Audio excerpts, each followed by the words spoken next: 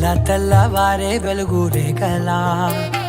పచ్చ పచ్చ పచ్చి మట్టి బొమ్మలా అల్లి బిల్లి వెన్న పాల నురగలా అచ్చ తెలుగు ఇంటి పూల కొమ్మలా దేవదేవుడే పంపగా ఇలా దేవతే మా ఇంట అడుగే పెట్టెనంట బ్రహ్మ కళ్ళలో కాంతులే మా అమ్మలా మా కోసం మళ్ళీ లాలి పాడేనంట.